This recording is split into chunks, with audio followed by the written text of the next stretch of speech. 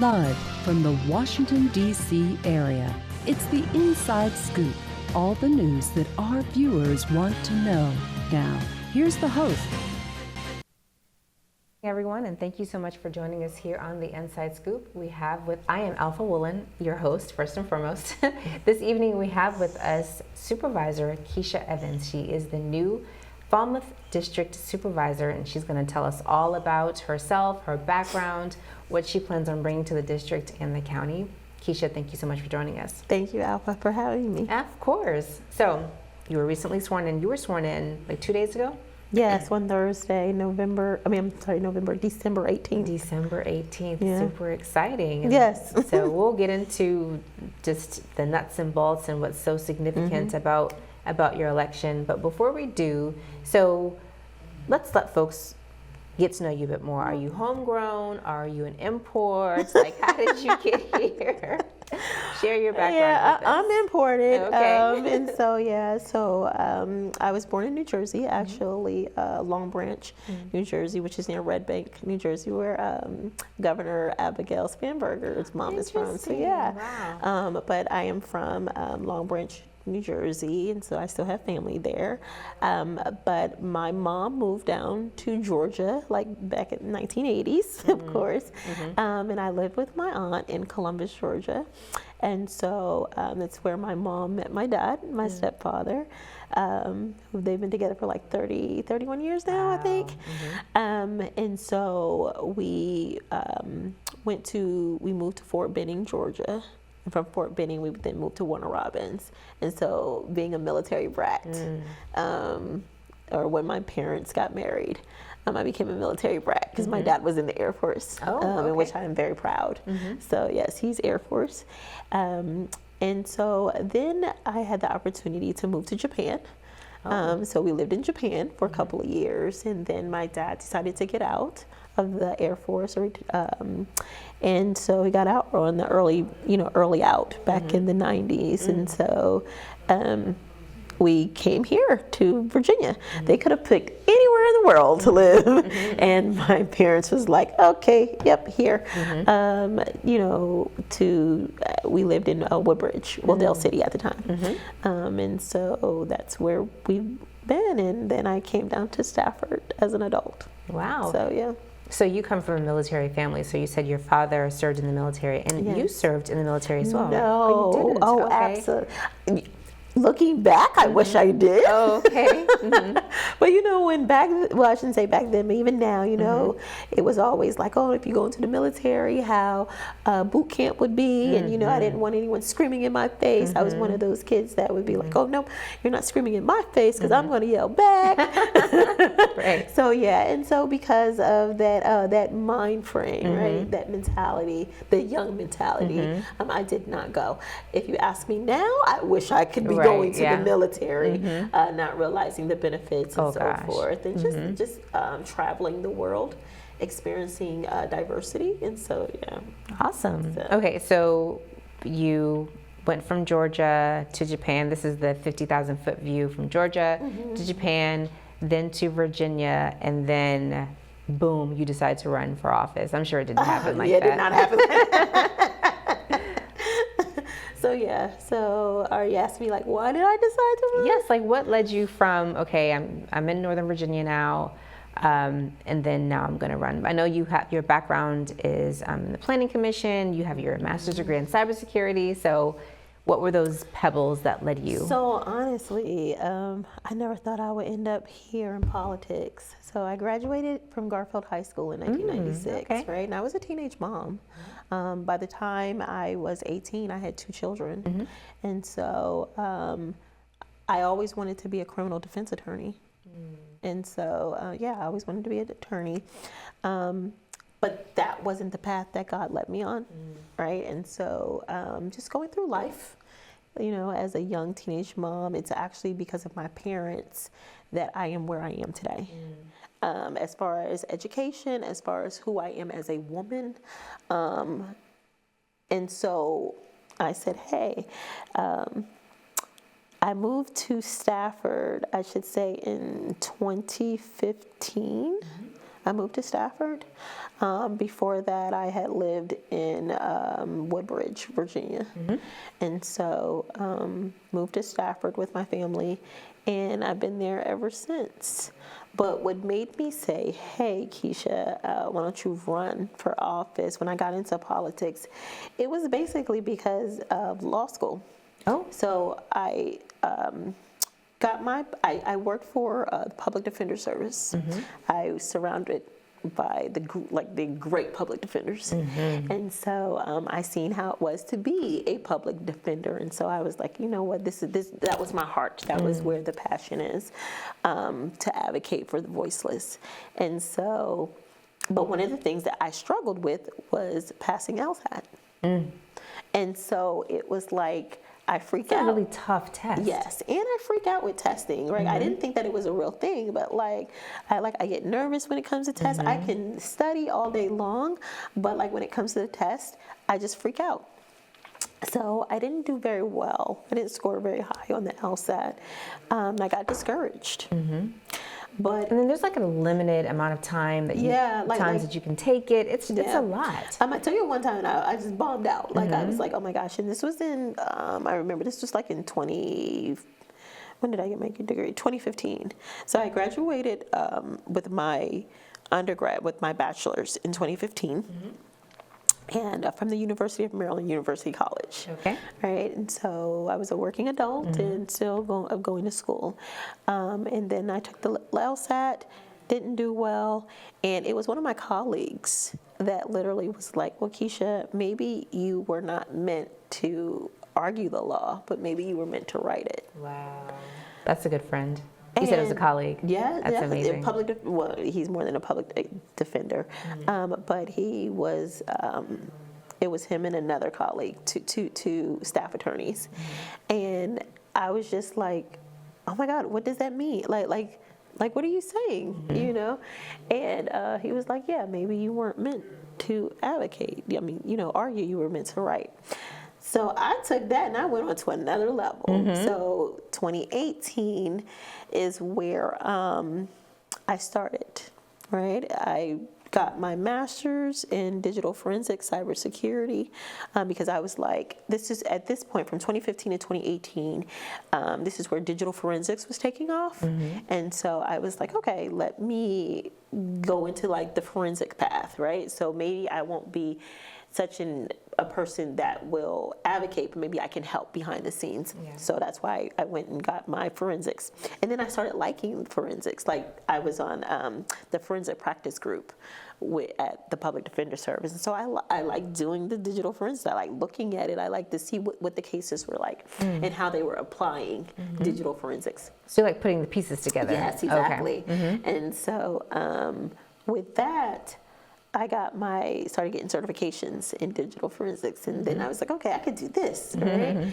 But it was 2018 to where I was looking to say, okay, well, who's representing me?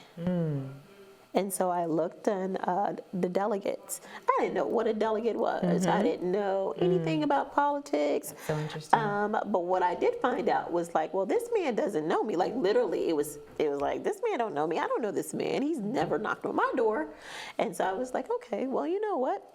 I started looking at the elections, and so I was like, well, wait a minute, his name is Mark Cole, and I was like, well, he's been in the seat for all these years. So, not knowing anything about politics, I just put my name out there. I just did it. I literally just went on the website. I was like, I'm going to put my name and I'm going to run. And I thought it would be okay, didn't even know anything about knocking on doors. Didn't know anything about. Here I am, I'm an option. Raising money. Didn't know nothing. I was just like, oh my gosh. I just threw myself out there. With that being said, one of the things that was happening was the transformation of the criminal justice system. And so because I worked at the Public Defender Service, I had that institutional knowledge, but I was like, you know what, I want to bring that down to Virginia. I want them to see when it comes to expungements and so forth, hey, we can give people who have been incarcerated second chances. And so I was just like, you know what? I'm going to run on that. This is what it's about. And so, of course, lost that race. I actually lost the primary. And then I was like, okay, well, maybe let people get to know who I am. Mm-hmm. So people have to know, like, get to know you. Right. Like, this is how I'm learning, right? Mm-hmm. It's like, girl, they didn't know who you were. Like, you just came out of the woodworks. Mm-hmm. And so then I started volunteering, and then I started, I joined the NAACP. And then with that, I became the legal redress chair because of my legal background, like dealing with the public defender service. And so I stayed active in that and still am active. And then 2021 came around. And so I had got a phone call from someone to say, hey, Mark Cole's not running. Would you want to run for delegate again? Another opportunity. Yeah, wow. another opportunity. And I teetered it. I was like, okay, is this the right time? Like, should I? And then it was So the first time was 2018. 2018. And then here now we're back at 2021. Right, exactly. Okay. And so I called up the SDC chair at the time, which was not Howard Rudat. It was Ben Litchfield. And I was like, okay, I'm running. I'm going to run. And so it was like, okay. And so this time I threw myself out there again, but I had a little bit more backing. I knew what I did wrong the first time, right? It's like, okay, no, we got to raise some money, girl. And then I had a great mentor, Senator Jennifer Carroll-Foy. Oh, fantastic. So, yes, she was sat in your seat. Yes, I owe her. Wow, amazing. She's my mentor, so I always give her respects. But it was like basically like, hey, this is what needs to happen. Like, this is how you should be running your campaign and so forth. So she was giving me the I would say, the motherly advice that I needed. And so I did better, but I didn't win. Okay. And so I felt like it was okay.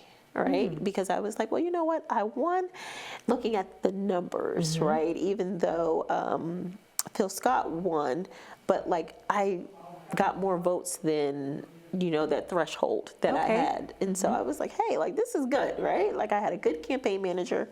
So shout out to Brandon Riley. Okay. Loved him.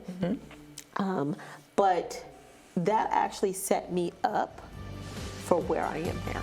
Wow, that's amazing. Kecia, thank you so much for sharing that. So we're not done yet. Yeah. So please make sure you don't go anywhere. This is a super exciting story here. That is such a story of perseverance, and wait until you hear more as we continue our conversation with Supervisor Kecia Evans of the Falmouth District. So we will see you in about 3 seconds after these 2-minute PSAs. So I just moved in with his family, and it's embarrassing. The little one, he likes to go outside and crawl around in the giant litter box. I don't know what he's doing. I mean, I was born and I knew how to use the litter box. Look at that. That's disgusting. Oh, poop already. You're making me nervous. Oh, okay, I can't look at this anymore. I really hope he grows out of this, for his sake. So how was work? It was 1,300 hours. My math class from 302 was in the trenches. Davy Roth had it the worst. Fractions were coming at him left and right. He just didn't get the damn things. 2 days ago, I tried to teach him what 1/4 of 1/2 was using different sizes of blocks. Yesterday, I tried again by dividing up pizza. Both missions failed. Oh, no. But today, I was ready. I created a combat math game where the only way to beat the enemy is to out-fraction them. Davy conquered every last denominator. My game was so successful, the principal is deploying it to math squadrons all over the school. Anywho, how was your day? Oh, today my boss treated the office to salad wraps. Salad wraps. I know. 150 over 90. 180 over 111. 160 over 110. I had a stroke. This is what high blood pressure looks like. You might not feel its symptoms, but the results from a stroke are far from invisible or silent. If you've come off your treatment plan, get back on it, or talk with your doctor to create an exercise, diet, and medication plan that works for you. Go to loweryourhbp.org. If I would have followed a treatment plan, I would not be in this situation. We're back to the Inside Scoop. Here again, your host. Thank you so much for joining us back here on the Inside Scoop. I am Alpha Woolen, your host for this evening, and we are going to continue our conversation with Supervisor Kecia Evans. Kecia, when you left off, you were telling us this super story of the word I'm going to use is perseverance. Perseverance and initiative and grit. I guess that's 3 words. Yep. I think it's amazing that you just threw yourself out there. You threw yourself out there for the first time in 2018 to run for. It was the supervisor seat? No, it was House of Delegate. It was House of Delegates, yeah, right. So I started off high. Right. Here you go. I'm another option. I didn't even know anything about a supervisor. Right. Oh, okay. Yeah, so Interesting. I was like, I didn't even know about like the local government. I didn't even look at the local government. Wow. It was just, let me go high. Yes. Right? Yes. But I think it's amazing how you said you were a teen mom, you got your master's degree, just that civic engagement. And I'd like to highlight that, especially within our community, because there's such a deficit there. Yeah. As far as, same here, learning the difference between your supervisor and your delegate and your state senator versus your congressional senator, and what they're responsible for and how they should represent you and how to get in contact with them.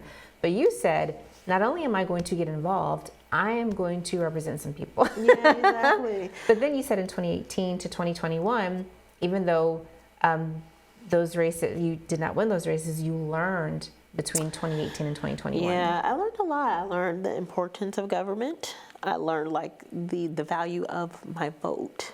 If you was to ask me in 2000, I would say between 2008, when President Obama got elected, if you was to ask me if I was ever going to be here in politics, I would have told you, get out my face, no, because I did not value my vote. Wow.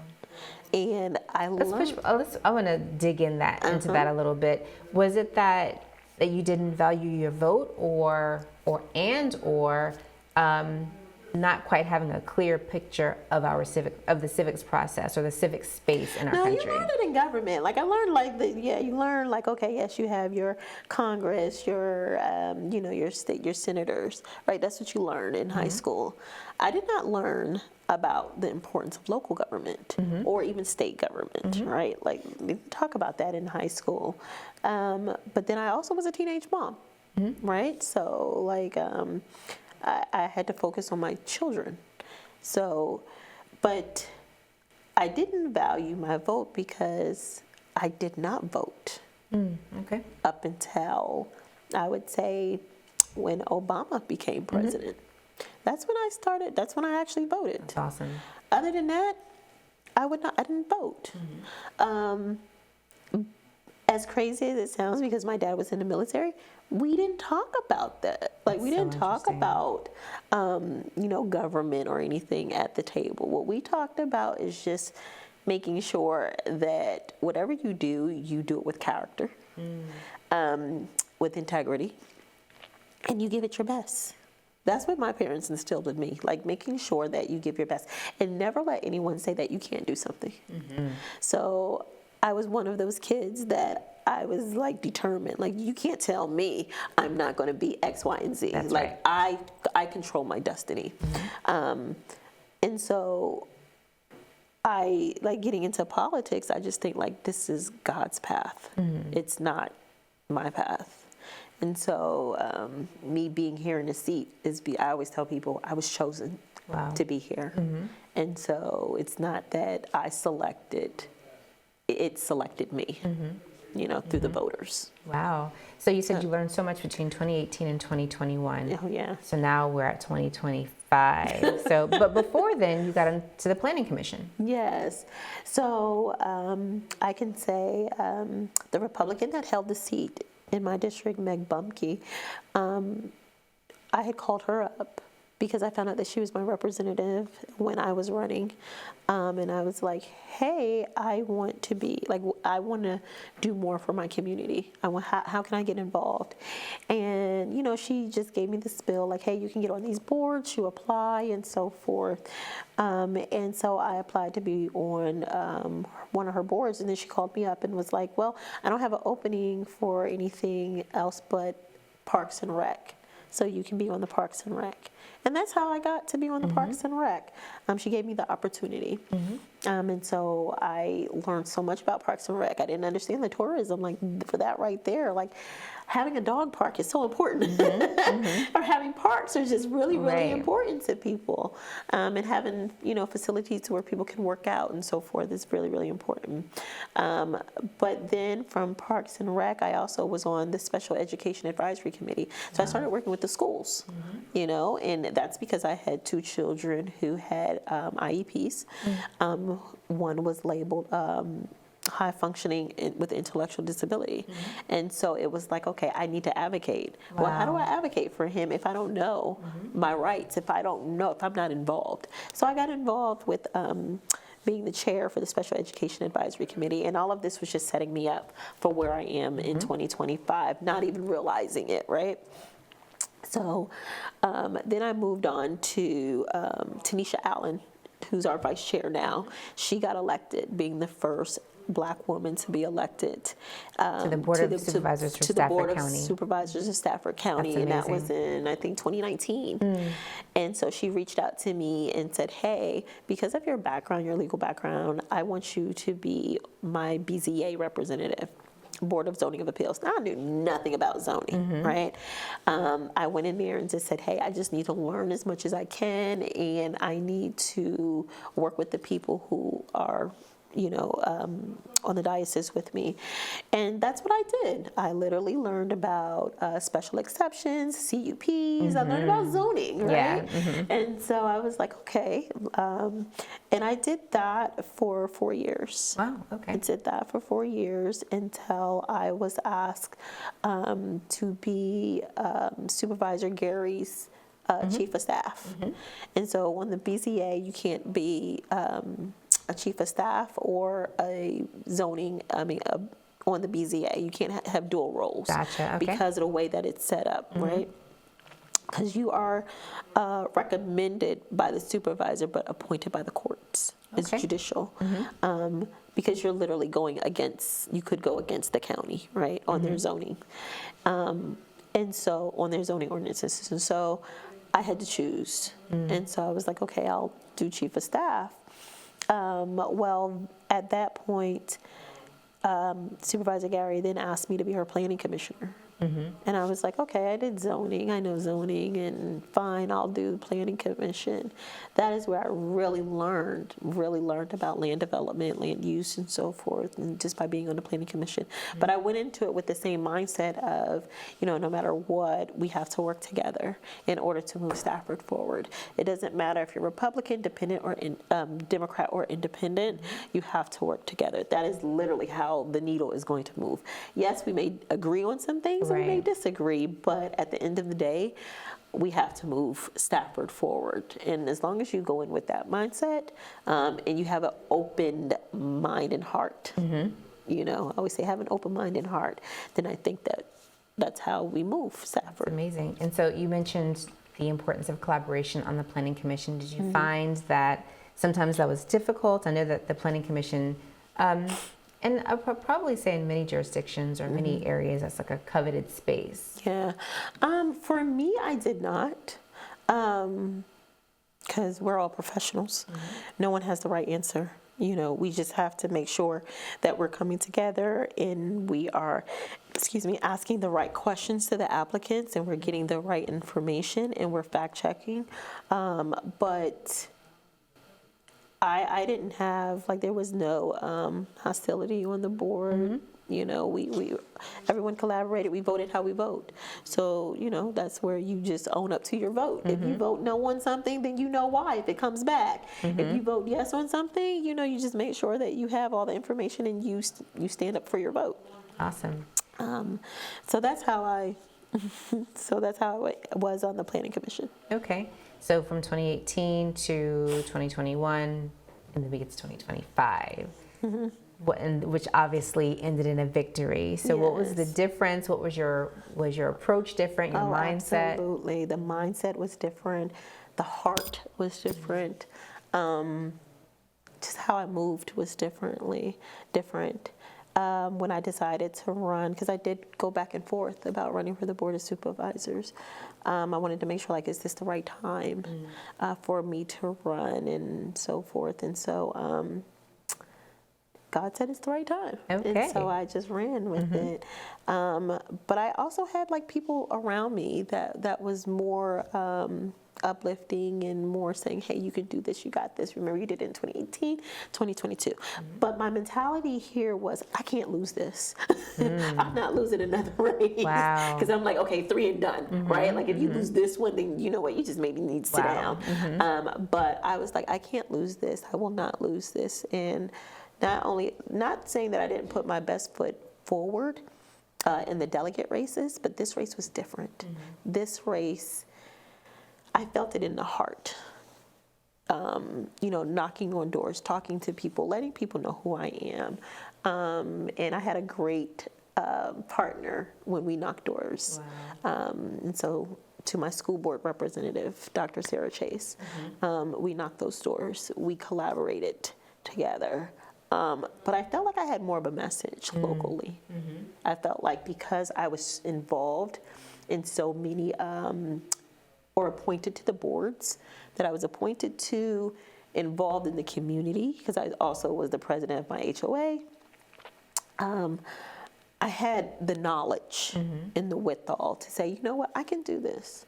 I can do this. So when you were knocking on the doors, what were the main concerns that you heard people, or just a sample? Yeah. We have to have change in Stafford. We have to have economic development, but the right development to Stafford. People did not want to, like, this was a place to sleep. I'll never forget when I heard a constituent say that Stafford is somewhere that people sleep and not where they live. That hit. Because you want people to live in Stafford. You want people to be in the community. So instead of taking their money to Prince William or taking their money to Fredericksburg, it's like, I want to bring my money here where I live. We want to work where we live. We want to eat. We want to sleep. And so that's where I was like, okay, we could do this. Like, so I could do this. Sleep, play in Stafford. Exactly. Yeah. And that's what people wanted. Yes. Wow. And so that's how you, I see you have your policy points on your website. You mentioned, or the issues that you were focusing on are smart and sustainable growth, education that listens, and if you want to hear the others, you have to stay with us. So after 2 minutes, we will see you as we continue our conversation with Supervisor Kecia Evans, who is the Falmouth District Supervisor for Stafford County. So we'll see you in a bit. Stay right there.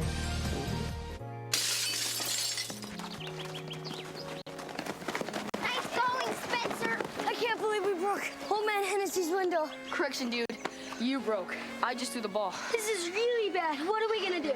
We? Go to the door, ask for the ball back. Are you serious? It's my ball, Myrtleback. You're so dead. I'd run away. Yeah, to your way. Kiss your life goodbye. Sorry. Let's go. Yeah, you got me in your well. Nice one. Some friends you are.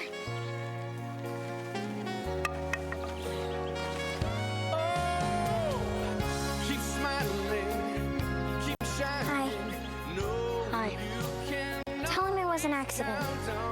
And we can fix the window. Come on. I'll come with you. Loyalty. Pass it on. You go first. A message from the Foundation for a Better Life. One day these rats were playing in the woods. Well, it's a matches and that's no good. Listen to smoke before you give it a try. Only you. Don't play with matches. Don't play with fire. Cause there's nothing very funny about free nothing very nice on a homeless mind. So if a gorgeous force is what you desire, don't play with matches.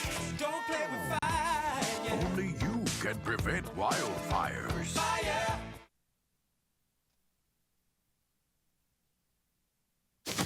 Awkward. I'm the awkward silence. You try to avoid me, then there I am again. But an awkward silence can be a great thing. Like Kelly here is about to demonstrate. You haven't really been yourself lately. Are you okay? Find out how you can help a friend with their mental health at seizetheawkward.org. We're back to the Inside Scoop. Here again your host. Thank you so much for joining us back here on the Inside Scoop. I'm Alpha Woolen, your host, and we are going to continue our conversation with Supervisor Kecia Evans. Before we left off, we were talking about your policy positions and the main issues that you were focusing on in your 2025 campaign. And so smart, sustainable growth, education that listens. You also have fair taxes and fiscal responsibility and attainable housing, which you touched on a bit in the previous segments. So those, in your conversations with people, those are the main issues you felt people wanted you to highlight as an elected official or as a candidate? Yeah, especially our schools, funding our schools. You know, there was a deficit. And so, you know, you had school board members who were running for re-election, and then you had new school board members who was running for election.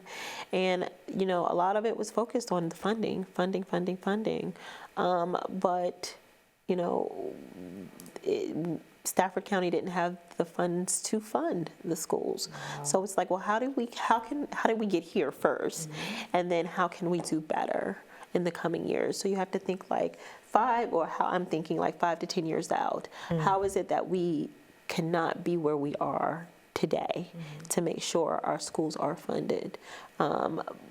But also like getting a whole picture. So as a candidate, you don't get the whole picture, right? Like what goes on behind the scenes was really, you know, like digging into the budget, really. You get the snippets of what you're campaigning about, right? And so, of course, funding the schools, well, what does that really mean, you know?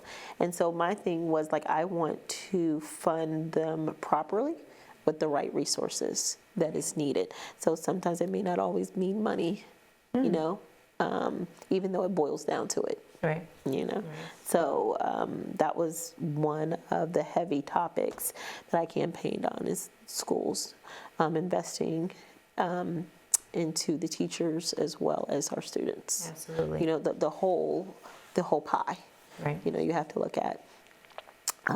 But then also touching on attainable housing. You know, I have 2 adults that are at home, and I want them to get out. Right. I'm like, get on your own.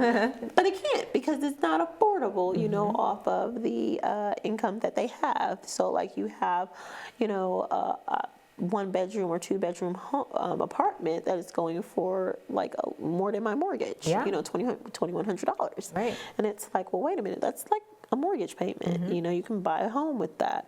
And so, but you can't buy a home because the interest rates are so high. You know, you're at 6%, 7%, or, you know, even 5%. It's a lot on a $300,000 home. Yeah. You know, so having that dynamic.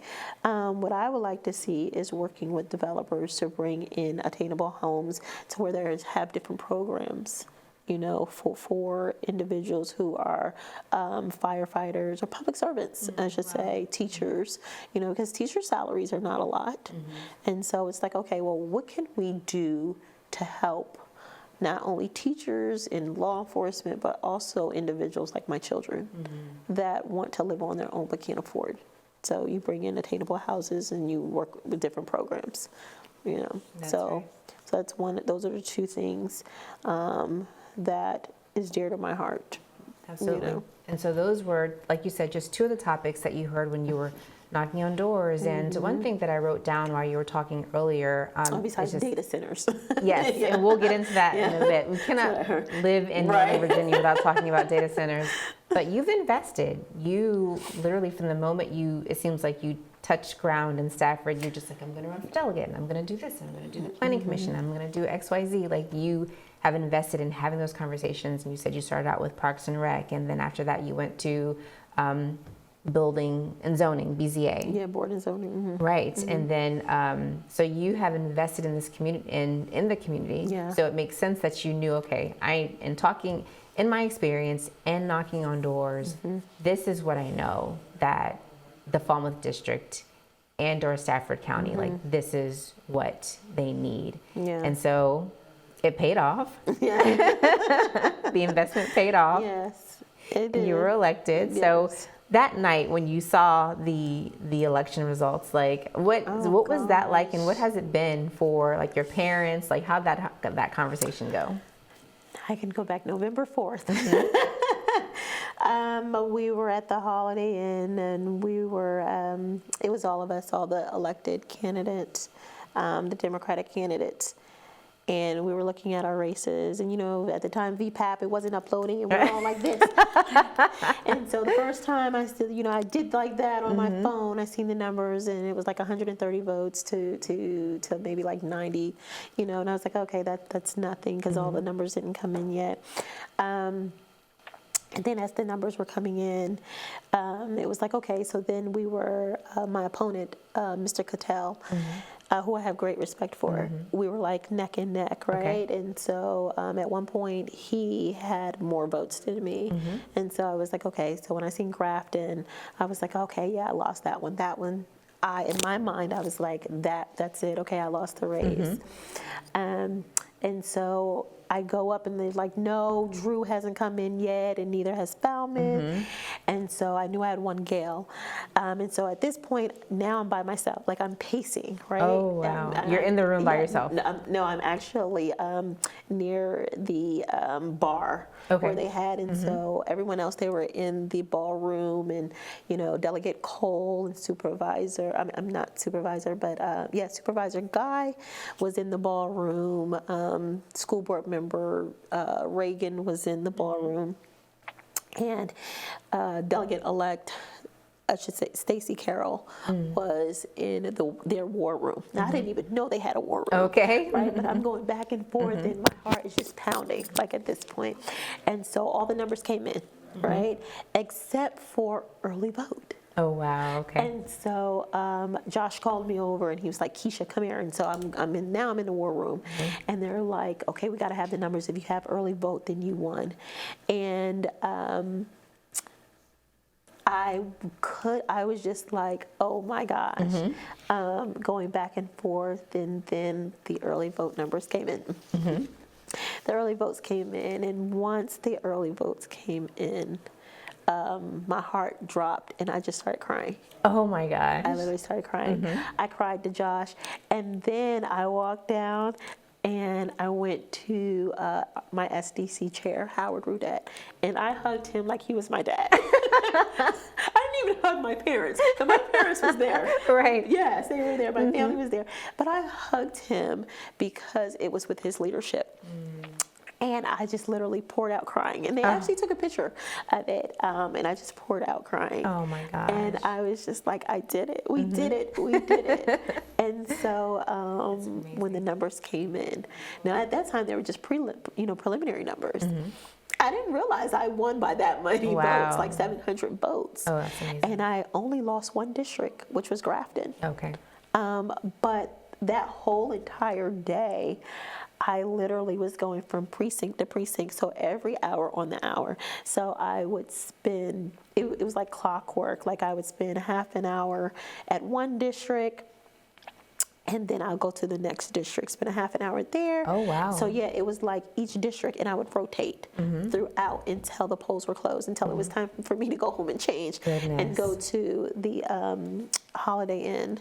And so with that, I remember that night, it just felt joyous. Now I was like, oh my God, what happened? What did this really happen? What just happened? What did I do? It was also real. And so that night after, they saying that I won, it still didn't sit in, like it still didn't register. I was getting all the phone calls, I was getting the text messages, but it just didn't register. And so, yeah. Wow, that's amazing. And something else that's really historic about your win is that you are the first African-American, period, for sure African-American woman, but I think you're the first African-American to hold this Falmouth District seat in the history of Stafford County. Yeah. That's amazing. Yeah, it is historical. But what I will say to that is that I want people to realize that I'm defined more than my skin color. The skin color is part of me, but I am also a woman. I'm also a wife. I'm a mother. But more importantly, I'm an American first.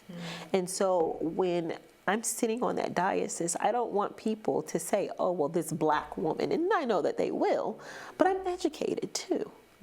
I've been through so many, like I've been on boards, as you see, that I have the intellect to vote the way that I should be voting for the constituents. But I want people to understand that I'm a child of God as well. Look at my heart. Yeah. I'm human. I'm a human being. And so, like I told you before, I cry, I laugh, I have emotions just like everybody else. I'm just an elected official. I'm just a person who put my name on the ballot because I felt like change was needed. Right. And God chose me, and He put me here. So I think there's something to, and I get it, absolutely. You want to be seen as the human beings that we are.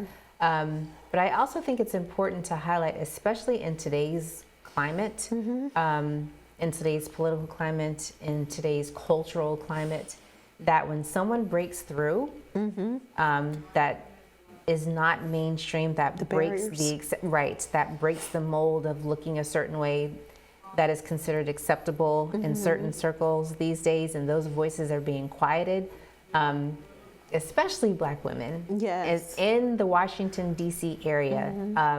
And so many of us have been furloughed and fired and attacked. I do, yes, we absolutely want to be recognized as human beings, but when someone breaks through, and I'm getting ahead of myself. No, it's okay. But we have the responsibility and we have the privilege too to make sure that we're not the last. Exactly. That's an awesome privilege. I would love passing the baton. Yeah. I think that's why I'm one of the chosen ones, you know, to pass the baton and make sure that the baton is passed. But I also feel like society puts too much on color. And as a Black woman, we're always looked at and we're always critiqued. We always have to defend why we do certain things, you know, and, you know, how we act, how we speak. We always have to be at a higher standard, you know. But my parents taught me, and I guess it's military, diversity. I've always been in a diverse atmosphere. So when I'm looking at people, I'm not looking at your color, I'm looking at who you are as a human being. I'm looking at the heart. And I know not everyone does that, but this one does. That's awesome. We need more people like that.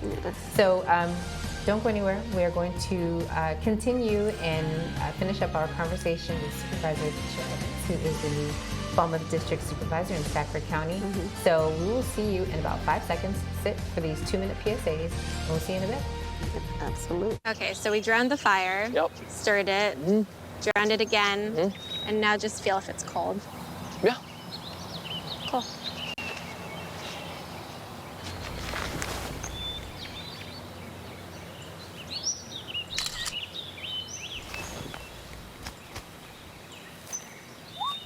Smokey just gave me a bear hug.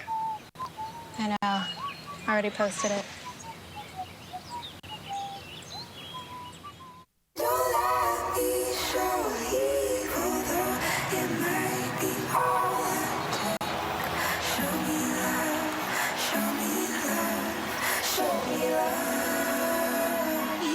I got a crick in my neck, limp in my step, cramping in my muscles every time I try to flex.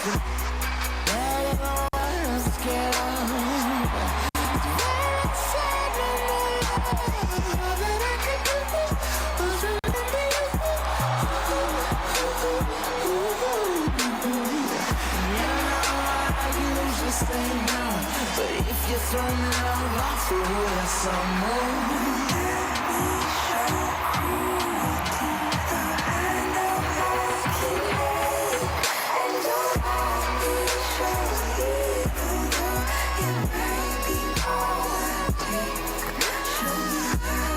It's a big responsibility. Oh, it's huge. I know, it's huge. And the salary. Oh my god, yes. Right? I mean, like, I was about to move in with my parents, and right before, so this saved me. I really believe in you, you know? Thank you. It's nice to hear that from someone. These are cool. Did you, what did you...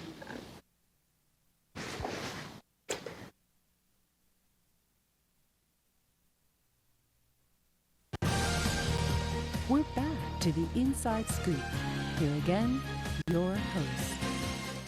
Thank you so much for joining us back here on the Inside Scoop as we continue and finish up our conversation with Supervisor Kecia Evans of the Falmouth District in Stafford County. So we're talking about the importance of being the first, but also just being recognized as a human being. You laugh and you cry and you are a leader, and your capabilities should be, your success should be based upon your capacity to succeed and nothing else, which is wonderful. But I do want to point out, so Tanisha Allen, she was the first African-American elected to the board, and then after her was Pamela Young, and then now Maya Guy and yourself. So this is probably the most diverse the board has been. Yes. That's amazing. Yes, it is.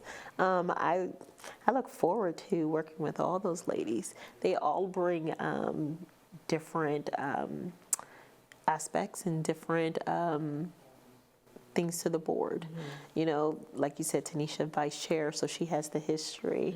You know, Dr. Young and Maya Guy, they were on the school board right before coming to be board of supervisors, and so there also was elected officials, and now they are elected officials on the school board. I mean, on the supervisors, and so they have that experience.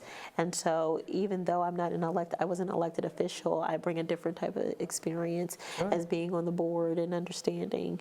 And so with that component, I think that we will work well with our counterparts, because we also have Deontay Diggs, who's independent, and we have Crystal Vanucci and Darrell English, who are Republicans. But I think that mixture is great. Hopefully we will all get along. This board will get along. That's right. I put it in the name. But also we will move Stafford forward on how it should be moved forward. So speaking of which, so what would you like to accomplish in the Falmouth District within the first 6 months? Oh gosh, the first 6 months, thanks for asking me that question. There's so much, honestly. I can't even, say, hey, I want to do this and I want to do that, because there's so much. A lot of people, when I was campaigning, I was like, I want to bring a Top Golf. I keep talking about Top Golf. Amazing. And I know people keep saying, so what is so big about Top Golf? Like, who cares about Top Golf? But I always say Top Golf, maybe because I just love golfing now, since I learned a little bit about golfing. But bringing smart economic development, that's one of the things that I want to do. But in order to do that, I really, really have to dig into the budget and find out, where we are fiscally, to make the right smart choices. But bringing commercial and, revamping our processes so we can be friendly to our developers and to individuals who want to come to Stafford. We want to be inviting.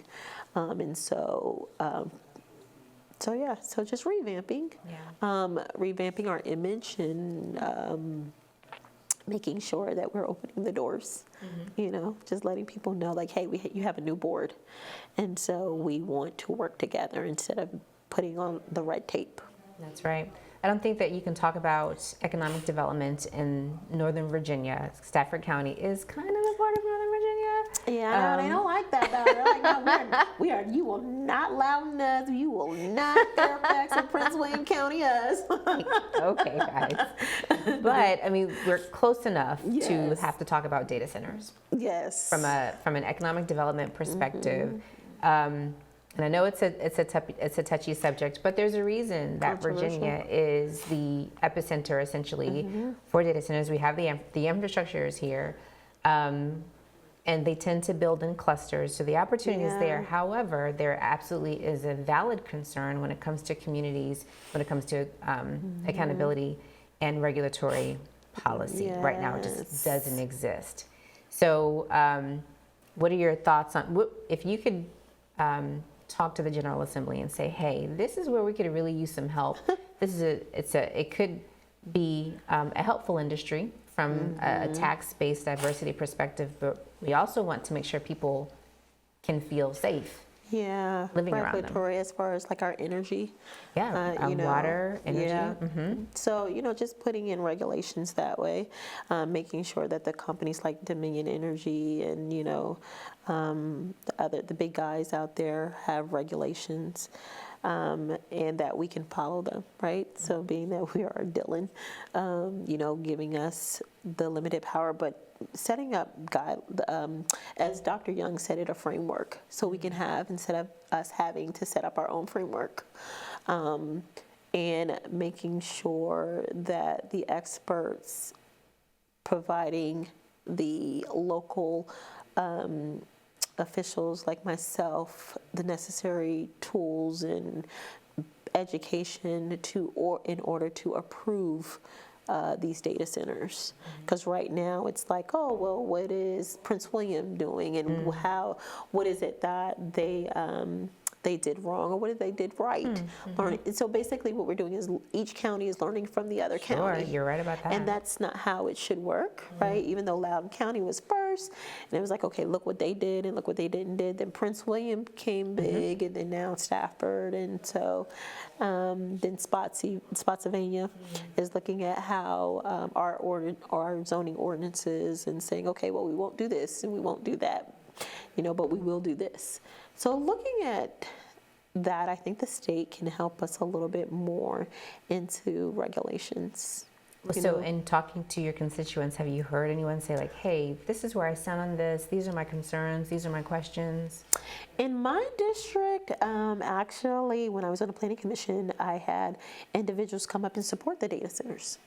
But we had one data center that literally was just like, it was like a perfect, like the area was great, that it was, that it's going to be built on the proffers and everything, like they was willing to work with the county and do more. And so I'll never forget being on the planning commission and voting yes for that. And it was like, this is the model that we want other data centers to follow, even though we know that, you just can't put one data center in one peg hole. It doesn't work like that, right? But that project was a very good project, and that's why we passed it. And so for the constituents out there, I know like they're like, well, we don't have to have all these data centers. Like, do we have to have every application approved, you know? And so maybe that's something that the board can look at. Maybe not every application, but we definitely, like, we're going to be honest, we definitely need revenue. In order to fund the things. We can't have it both ways. You can't say, well, I want my taxes to be lowered, but then we don't have the money. We have no money. We have no commercial. And so what I would say to other people is, what other commercial businesses besides data centers that can be brought in that will give us the same type of revenue? Sure. I'm open. I think there's such an educational opportunity there too, for obviously as elected officials, what leverage you have. There's such an opportunity for constituents and residents to be made aware of, like, what, when you hear your representative, say, this could help us lower taxes. What does that mean when they say they need help from the General Assembly? What does that mean when when they say that they want to hold partners and industry accountable like Dominion? What does that mean? So there's on that? Absolutely an opportunity to get in front of messaging to make sure when these conversations come with the community, it's less aggressive. Yeah, contentious. I do think that we as elected officials have to be transparent, because we don't have all the answers. We don't know, right? I was planning commissioner. I didn't have all the answers with the data centers. I'm just like, well, what is this? The purple line, the water, and all this other stuff, right? Like that's not my background. Like, my background is not in environment, but this is why we need experts to say, hey, this is what can happen if you do X, Y, and Z, if you build it this way, if you build it that way. And so when you have those people at the table and they're educating you, then you can educate your constituents, and you can speak with more, I'm going to say, you can speak honestly to them, and you can speak like as it, Some people know, and some people just guess. Right, exactly. You know, I don't want to be one of those elected officials that's just giving you what you want to hear. I want to speak factual. Like, hey, I know that this is going on, and I know that this can happen. Sure. And so this is where, you know, you have other constituents who are in the environment talk to you. That's right. And so with your 1 minute left, yes, or let's say 45 seconds left, how can people get in contact with you, their new constituent or their new supervisor? Oh yes, you can. It's Kecia Evans at StaffordCounty.gov or StaffordCountyVA.gov. Okay. That's how they can get in touch with me. I'm sorry, you said Kecia Evans. Okay. At StaffordCountyVA.gov. Wonderful. Kecia, thank you so much for your time. Supervisor Evans, thank you so much for joining us here on the Inside Scoop. My mic dropped a little bit, so you probably saw that and heard that. But thank you so much for joining us here. And I think it's so important that for the way that you've paved for other people to come behind you. So just for our audience, just something for you to think about before we close up the show. If you've ever watched birds in flight, you've probably noticed how they move in a V formation. They do that for 3 primary reasons: to conserve energy, to keep each other in sight, and to stay connected as they move toward their destination. One thing that has always stuck with me regarding the science behind that V formation is that the lead bird, the one first in line on the most prominent position, takes the hardest hit. It meets the wind head on, absorbing the turbulence and breaking the force of it so that the birds behind it can fly more easily. The lead bird bears the heaviest burden so that the others can move farther than they could have if they were alone. That's what it means to be the first. The first woman, the first Black leader, the first person from a community that was told historically, not you and not here. Firsts matter because they create a visible contrast between spaces where exclusion was normalized and spaces where inclusion and belonging now prevail. Firsts show us that what wasn't built for us can be rebuilt by us. But firsts also come with the responsibility of ensuring they are not the last. So tonight and always, let's remember the people who took the wind first, the ones who endured and absorbed resistance so that others could fly. And if you are the one leading and heading into a headwind right now, I want to encourage you to keep going, because someone is watching and waiting for proof that they belong in the sky too. Thank you so much for joining us here on the Inside Scoop. We will see you next week.